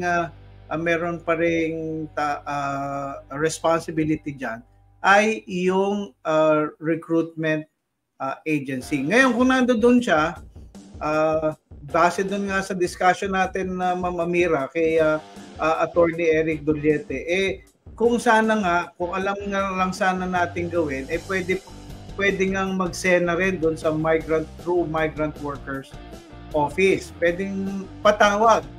Pinapatawag din po ang Foreign Recruitment Agency at saka yung foreign employer. At kung doon mapag-usapan, magkaayos, pwedeng magpatuloy si worker eh. Yun yung ideal sana. Pero kapag ganyan, pinalipat siya sa ibang employer, pagbalik naman ho dito niyan, no? Ang Timano ay pwedeng mag-file ng complaint at mag-SENA with Department of Migrant Workers. Papatawag yung recruitment agency at saka si OFW paghaharapin. Pagka ganyan po, diyan po tumutulong ang Global Filipino Movement para makapag-advise. Ano po ba ang gagawin? And most of the time, meron pong karapatan, meron hong laban. Palaging merong laban kung unjust yung cost ng kanyang termination. Kung basta na lang siya pinauwi, makikita naman dyan na sa record niya na siya ay dumating dyan sa bansang yan at 3 buwan lamang, makikita naman yan on record. Okay? So, kung kinakailangan ay magpa-abiso dito sa GFM para mabigyan natin siya ng advice. Ayan. Okay. Isunod natin ito at meron tayong tanong dito. Anong pangunahing responsibility ng isang dayuhang employer or principal? Sagot. Ang isang dayuhang employer o principal ay pangunahing responsable sa pagtalima sa mga pagtatakda ng kondisyon ng kontrata sa trabaho. Ang lalim ng Tagalog, pero ito lang po yun. Ang ibig sabihin, responsibility ni employer na sundin kung ano yung nakasulat sa Standard Employment Contract. Yun po yung papel na makikita nyo. Parang ganito ang size. At A4.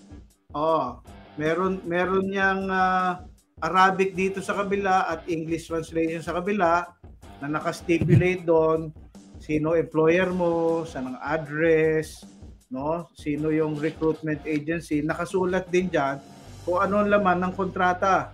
At may sa bandang huli nga, may addendum pa yan eh.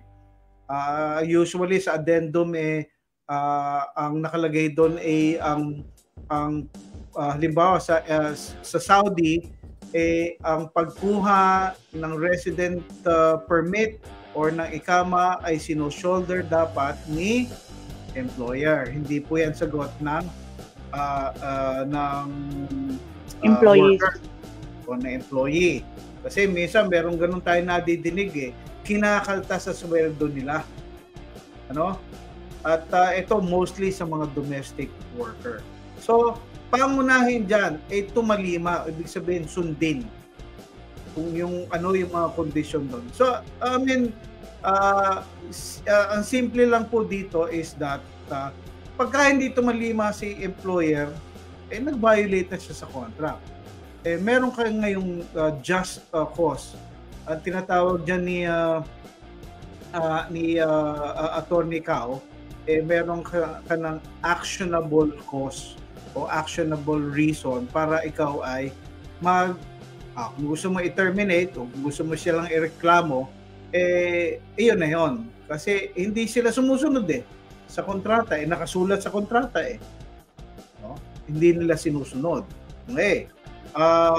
Mama Mira, any thoughts? Marami din po kasi talaga na hindi nasusunod. Katulad nga nung sinasabi nyo, yung about sa ikama, meron mga worker din dito na nagko-complain na kinaltas ng kanilang employer ang kanilang sweldo dahil pinang-renew ng kanilang ikama. 2 worker, household worker na po yung nakausap ko na gano'n yung ginagawa. Nagsumbong sa agency, pero yung agency, wala. No comment. No comment. So all the more dapat bigyan ng aksyon. Yan yung dapat bigyan ng aksyon. Sa akin, kung nandiyan dyan pa si worker, si MWO yan si Migrant Workers Office yan. Pwedeng kanino pwedeng magsumbong? Si OFW pwedeng magsumbong kay PRA. Okay? Pagka hindi nakinig si PRA, magsumbong na sa Migrant Workers Office. Si migrant workers office naman, at sa kanyang officer, dapat kontakin o i-report dito sa DMW, yung PRA. Si DMW, dapat sulatan o tawagan si PRA. Bakit hindi nyo bakit ganito? Bakit binabawas sa kanila kanilang sweldo yung ikama? Ano ba nakalagay sa standard employment contract? Okay? Si Foreign Recruitment Agency naman, dapat sila ang tumatawag, nakikipag-usap si foreign employer. So, ibig sabihin, we all look at this, ito responsibility, kung ginagawa, maganda sana, di ba? Correct. Walang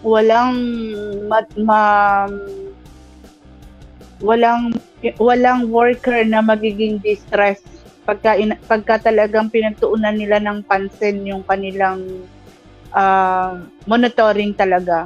Yan. So parang bumabalik ka, partner, sa monitoring dahil yun po talaga yun talaga ang dun problema. Pastor, dun sa 1 to 7 na yon, kahit sabihin mo yung 2, 3, 4, 5, 6, 7, monitoring pa rin po talaga yung doon. Kahit sabihin mo may standard contract, kahit sabihin mo na lahat yan nakalagay sa rules, kung wala naman pong, hindi naman na monitor at naaabuso na yung mga kababayan natin, wala din pong mangyayari kahit anong contract pa yan. Dapat matanong yung mga mga recruitment agency. Base sa inyong kaalaman sa 100 pina-deploy niyo nung Disyembre, halimbawa, ilan sa kanila ang merong mga reklamo? Ilan ang okay pa? Ilan ang bumalik na rito? Diba? Kung meron silang ganyang datos, ay teka po, hindi pa ho namin kumpleto kasi hindi po namin naipasa yung report kasi ginagawa pa po. Yung mga ganyang estilo, please don't me. Wag ako. Parang alam na natin yung mga ganyang mga estilo nag-excuse na lang yan. Di talaga nagmo-monitor. Kaya, ay nako, pagka pinagkukwento ko po sa iyo yung mga kinikwento sa amin dito, sasakit na lang ulo mo sasakit ang buntot mo. Alam ko yung ganyan, Pastor, kasi minsan, ako naman, fair naman ako sa mga agency. Minsan nga sinasabi ng worker, bakit kakampi ko yung agency? No, I'm not on their side. Pero, talagang ganun kailangan employer, employee, agency. Kailangan alamin mo kung ano yung totoong istorya. Yes. Not in one side. Kasi minsan, galit na si worker kasi hindi daw siya pinapakain ni employer. Alam mo yun, nagkaroon tayo ng case na gano'n. Yung pala, si worker, ayaw niya lang kainin yung kabsa. Ayaw niyang kumain ng pagkain ng amo niya. Di magluto ka. Hindi kasalanan ng amo mo yun kung ayaw mong kainin yun. Ikaw ang gumawa ng paraan. Nasa iyo yung kusina Diba? Ayun nga yung sinasabi ko Kapag meron sabi hindi siya pinapakain, binibigyan lang siya kapsa o tinapay, sabi ko ma'am, pwede ho bang magluto o hindi? Ay, hindi po. Pero pagka pinroad mo pa, ma'am, sinabi ho ba talaga na hindi kayo pwede magluto? Hindi ho kayo pwede talagang kumuha ng bigas, magluto ng sarili mong pagkain? Kasi wala naman pong sinabi. Most of the time, hindi, honestly, I want to be fair. Sabi mo nga, gusto mong maging fair. Most of the time, ang sumbong sa atin talaga is talagang yung side na hindi pinapakain o binibigyan ng panis pagkain. While I think it is true. Kasi may kakilala ako mismo na kanina lang sineshare niya sa akin. Ito, ang malungkot nito, advocate pa nga siya No, OFW advocate na siya, pero nakakaranas siya ng ganon. Yung mismong tinutulungan niya ng mga ganon, ngayon siya nakakaranas. No? At ang sa akin naman, Kaya, di ba, sa serbisyong OFW, doon sa programa namin doon sa kabilang stasyon, sinasabi ko yan ako ang part ko kausapin ng maigi ang employer. Okay, pag-usap. Ang linya ko pa nga, lambingin natin. Lambingin natin, Madam, you are so beautiful this morning. Can I have my salary? No, yung mga ganyan. Madam, it is 30 days and I know that Allah has provided you with blessing and that's why I know you will bless me also with my salary. Yung bang mga ganyan, dapat tinuturo din yan sa PIDOS Di ba? Kasi nga, di ba? Sometimes you have to tell a lie for a good result. Kumbaga, Ma'am, you are so beautiful today. Kahit hindi siya beautiful. Ganun ba yun? Madam, you're so beautiful. Opo. Ay, Pastor, ang sarap ng ating kwentuhan, pero nandyan na yung aking sundo. Ako ay magpapaalam na po. Nako, maraming salamat kay Ma'am Amira Bartolome dyan sa Alcobar. And I understand. Go ahead, partner. Ako yung naka-gown mamaya. Kaya na naman tayo palagi na lang naka-gown sige, oo nga natin yung mga picture, ha? Ayan, maraming salamat po sa inyo at patuloy po kayong magsubaybay. Hindi pa po ito tapos. Ako lang po ay aalis at magpapa-makeup pa. Ayan. Maraming salamat po. Thank you so much, Ma'am Amira. Thank you. Rosalie Amira Bartolome ng Magic 6 Radio. At magpapatuloy po tayo sa ating pong dinidiscuss. At syempre, at ating pong sinasabi, sa responsibility ng ating mga OFWs, ng principal, dapat sundin ang kontrata. Okay, may susunod tayong tanong kung sakaling nilabag ng dayuhang employer o principal ang mga tadhana o kondisyon ng kontrata sa trabaho, maaari bang maghabol ang OFW sa recruitment agency? Ang sagot po, yes na yes, oo. Ang recruitment agency kasi at ang dayuhang employer / principal ay magkasama or magkahiwalay na mananagot para sa alinman o sa lahat ng panghahabol na lumitaw sa pagpapatupad ng kontrata ng trabaho. Explain ko po para maintindihan nyo ibig sabihin po nito. On the principle na tinatawag sa solidary liability, yung pong recruitment agency, yung employer, foreign employer, at saka yung recruitment agency ay parehas na pwedeng managot whether si PRA ang nirereklamo or si FRA ang nirereklamo or si foreign employer ang nirereklamo, pwede ho silang kasuhan or pwede silang ireklamo. Okay, i-separate natin. Kapag halimbawa ang OFW ay naroroon pa sa ibang bansa at pinili niyang magreklamo doon, nag-file siya ng complaint sa Migrant Workers Office o kaya doon sa labor office doon. Pwede ho yun.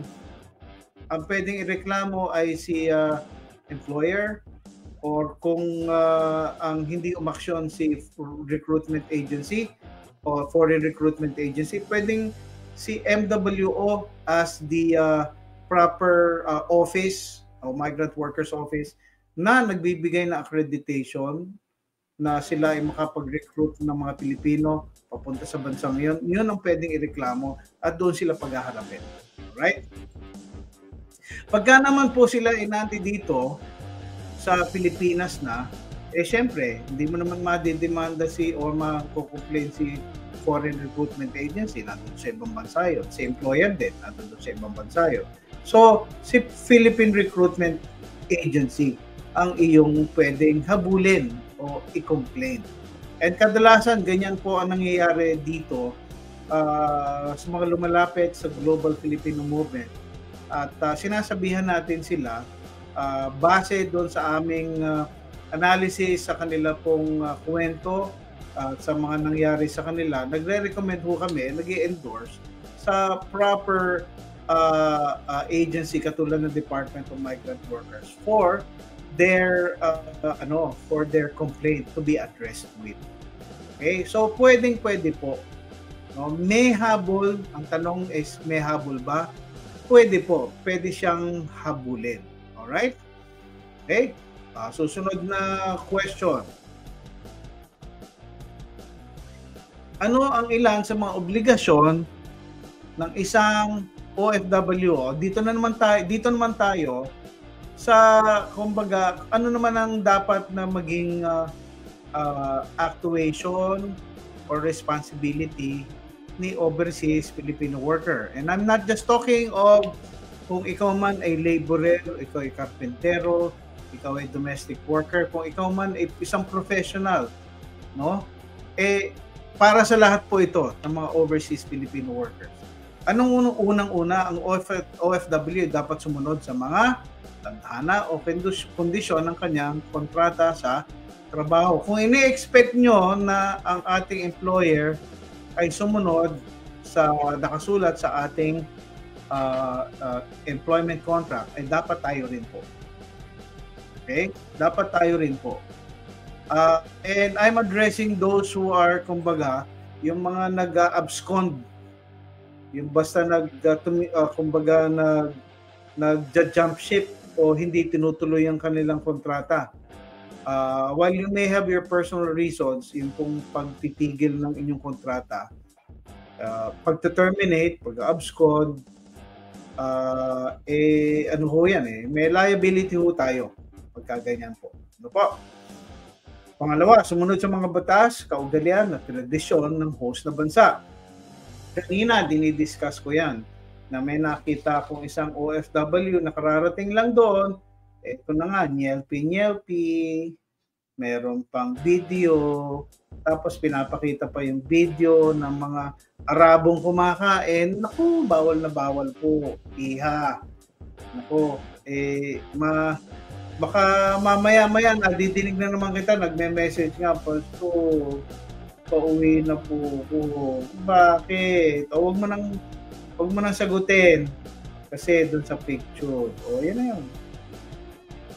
No? Sumunod po tayo. Meron pong mga katulad niyan, kung dito nakakapag-selfie ka, nakakapag-video ka, nakakakuha ka ng picture ng ibang tao.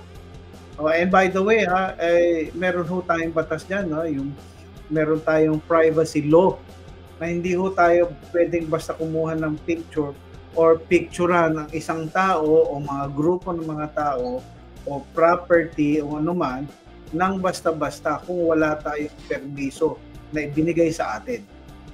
Very important po yan. Kahit dito po yan, ating pong ino-observe yan, even sa GFM. Kasi palagi yung araw-araw may tao ho dito at pinipicturean po namin, pero bago namin picturean, nagpapaalam po kami sa kanila. Okay? Nagpapaalam kami, ma'am, sir, pwede ho ba kayong kuhanan ng picture para for our documentation? Pagka pumayag, go. Pagka hindi, huwag mong irespeto natin. Okay? Ganyan din po. Kung saan man po kayong bansa naroroon, dapat sundin po natin. Lalong-lalo na sa mga kaugalian. Kung alam niyong bawal doon, kahit na sabihin mo, bakit dito naman sa atin, okay naman na. Akala ko ganito hindi mo pwedeng akala. Lalong-lalo na kung kaugalian, tradisyon, at when it involves the religious practice, huwag ho nating subukan. Baka ho tayo masampulan. Alright, next. Sumunod sa code of ano ang mga ilang obligasyon ng isang OFW? Number 1, sumunod sa code of discipline ng OFW. Okay? Ang ilan sa mga ito, partikular ay magkaloob ng suportang pinansyal at moral at regular na makipag-ugnayan sa pamilya nito. Ibig sabihin, bakit ka ba nag-OFW ng ibang bansa, di ba? Para suportahan na financial ang iyong pamilya. So, dapat yan. Malawa, tumulong, sumuporta, makipagtulungan sa kasamang magagawa at iwasang makagawa ng anumang pananakit laban sa kanila. No? Ibig sabihin po niyan, kung kinakailangan, meron kang kamanggagawa, Dan,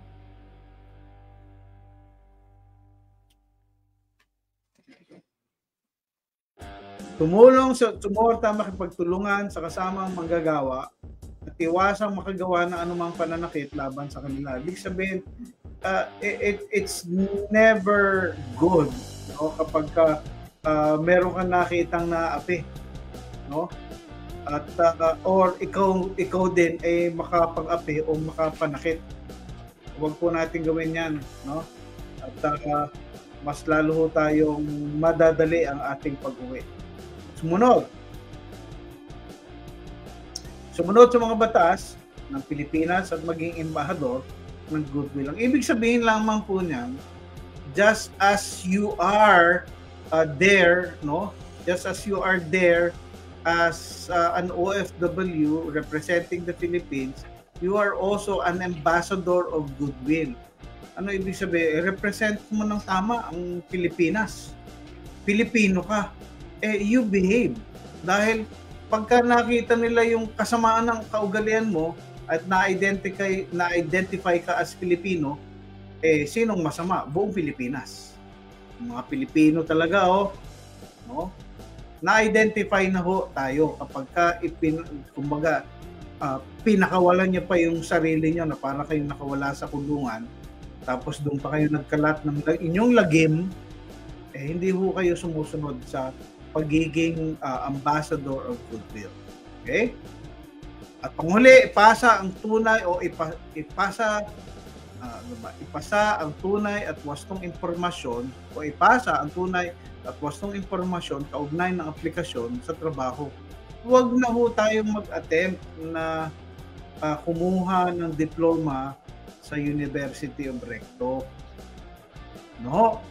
At huwag na ho tayong gumawa ng kung anong istorya na ikaw ay gumraduate yan sa ganyan. At nameke ka pa ng diploma, ng ID, ng transcript of records. Huwag po. Yung tunay lamang. Para ho, hindi ho, ganun pa rin panluloko ho yun malinaw Pero mo, magpapanggap na ikaw ay technician.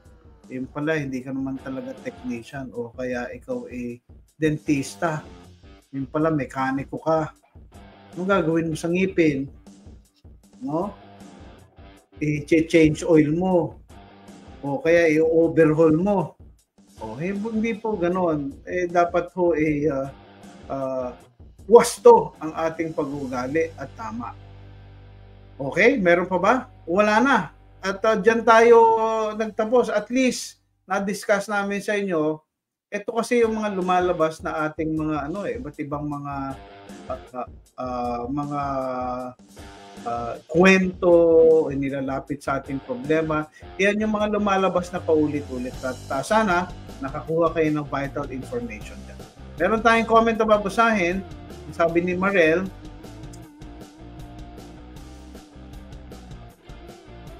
nasa na yung comment? Ayan, on every area, nawala. In every area, there are different ordinances, laws, and regulations. Tayo po ang dumadayo, kaya dapat tayo po ang mag-a-adjust. Tama. Tugtuon po yan.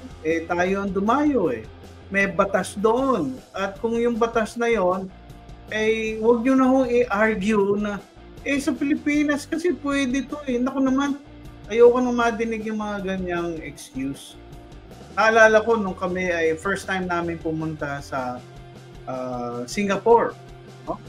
At yun na lang sa pagtatawid sa pedestrian lane. Napaka-stricto po nila.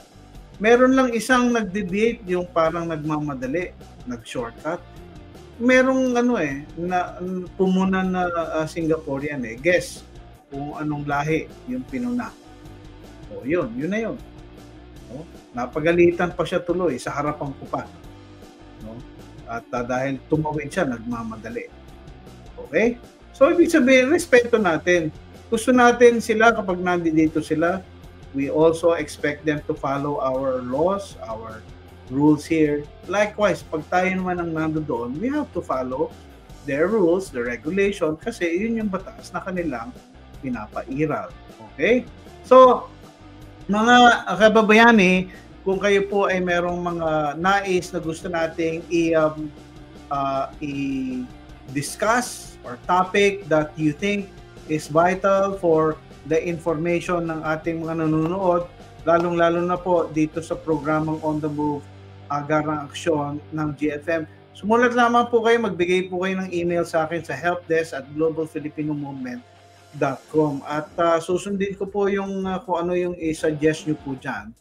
No? At kung meron kayong mga katanungan, pwede ho kayong mag-connect po sa amin dito sa mga numerong nakikita po ninyo. Although ayan nag-run, picturean nyo po for any paralegal counseling need, for any assistance. No, you can reach us at helpdesk@globalfilipinomovement.com or contact us in any of these numbers. Ito po yung mga numbers: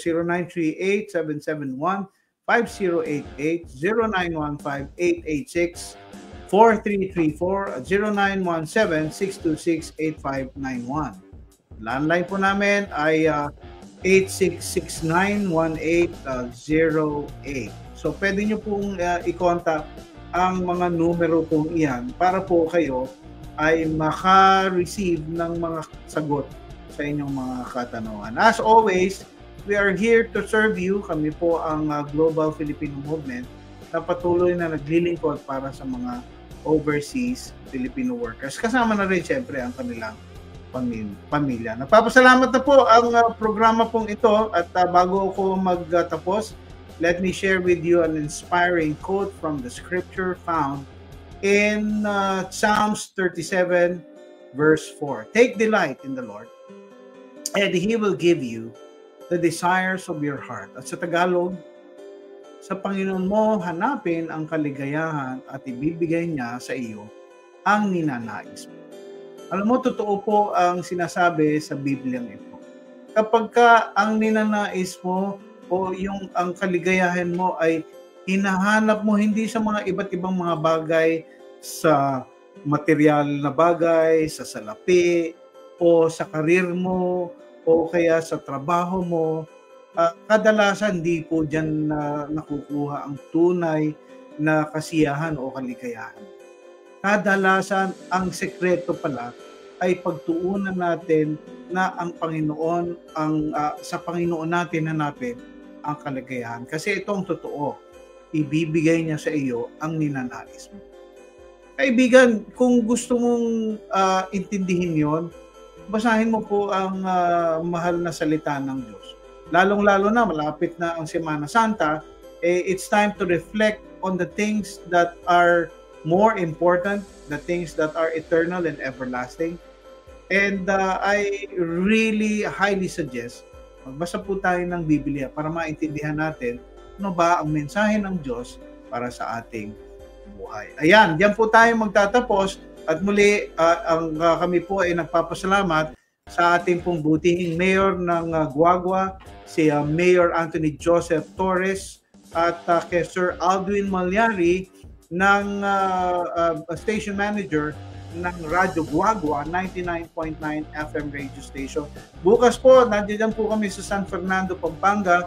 Kami po ay may mga gagawin, mga trainings para sa mga volunteers ng Global Filipino Movement. Umaga pa lang po, nandiyan po kami sa San Fernando. At muli, kami po ay nagpapasalamat sa aming mga partners diyan sa tech po diyan sa Radyo Guagua, kay J. Romar at sa iba pa, at sa aming mga kasama dito sa Global Filipino Movement, kay Ma'am Gladys Ann Hamad na siyang aming communication officer, at saka siyempre si Daniel Depra, ang aking assistant tech dito sa GFM. Magpapasalamat po kami sa inyo, sa inyong pagtangkilik at pagnood sa aming pong programa. At syempre kababayani, tandaan yung palagi, mahal ka ng Diyos. God bless po at magandang hapon.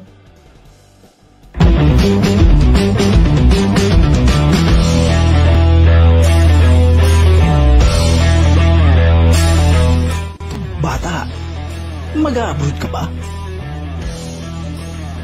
Hep hep, bago ka magdesisyon, panoorin mo muna ito at baka magbago pa ang isip mo. Hindi biro, ang mag-abroad, tinatayang nasa 10 milyong mahigit ang kabuuang bilang ng mga Pilipino ang nagtatrabaho abroad. Ikatlo naman tayo sa buong mundo na may pinakamataas na remittance mula sa mga OFWs. Nagtanong-tanong tayo sa ilang mga estudyante kung bakit nais nilang magtrabaho abroad at ito ang ilan sa kanilang mga sagot.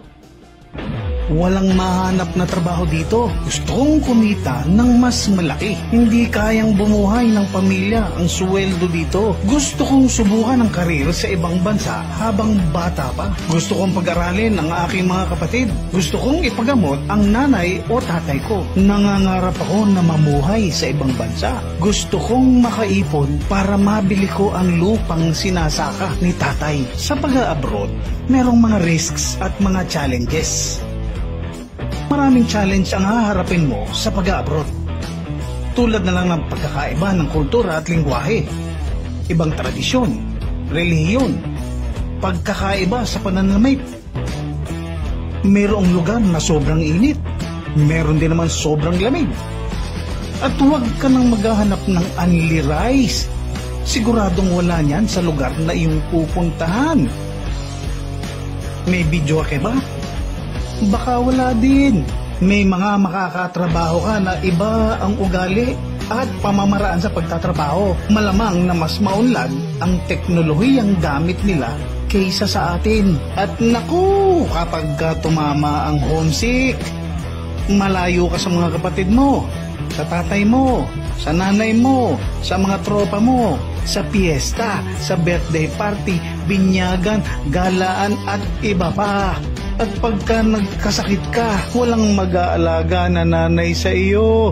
Magpupunas ng malamig na tubig kapag mataas ang lagnat mo. Magdadala ng pagkain sa kwarto mo. Maghihimas ng masakit mong katawan. Pagka may krisis sa pamilya, asahan mong magiging dependent ang pamilya mo sa perang pinapadala mo. Huwag naman sana na habang nagpapakahirap ka sa pagtatrabaho abroad, iba naman ang tinatrabaho ng asawa mo or girlfriend mo. Naku po, tatang! Pumunta naman tayo sa mga risks. Alam mo bang talamak ang illegal recruitment sa atin? Ayon sa Statista Research Department, noong February 2, 2022, mayroong 1,800 na kaso ng illegal recruitment ang na-record mula January at October ng 2021. Mas mataas ito kesa sa nakaraang taon at patuloy pang tumataas. Ang apat na common targets ng mga recruiter ay mga family providers, mga nag-aambisyon na lumabas ng bansa, at mga estudyante na bagong graduate na katulad mo. Ilan sa mga modus operandi ng mga illegal recruiter na ito ay ang internet scam o blind ads, direct hiring, tourist worker scheme, backdoor point scheme, student worker scheme, at visa assistant or consultancy scheme. Kaya mo ba naharapin ang mga challenges na ito? Financially capable ka ba? May kwalifikasyon ka ba? Handa ka bang iwan ang iyong pamilya para magtrabaho abroad? Kaya kung nagbabalak kang mag-abroad, abay isipin mo muna, alam mo ba ang mga risks at mga challenges ng pag-abroad?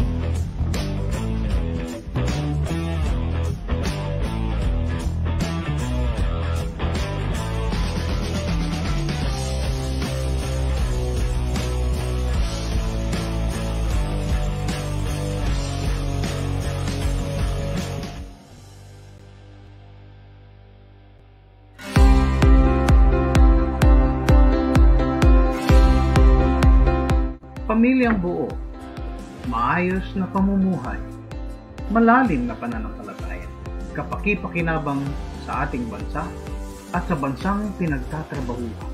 These are the goals that we seek for OFWs and their families, to see them empowered to transform nations. We equip the body of Christ by helping them understand the situations of OFWs brought about by migration and the issues that go with it. We train their volunteers to become OFW ministers, to minister effectively in times of distress using all platforms including multimedia. We partner with churches here and abroad to establish global Filipino centers to help address the plight of many OFWs in distress. Our partnership with government institutions like POEA, OWA, the DFA and its embassies and consular offices helped facilitate repatriation, resolution of labor cases, and countless victims of abuses from their employers and principals. And through government institutions like the Department of Agriculture, Department of Science and Technology, the DSWD, and BPI, we have endorsed countless OFWs to avail various reintegration and livelihood programs. We do all this to see them empowered overseas Filipino workers and their families to do kingdom work. Come, partner with us in empowering global Filipinos through your prayers and donations.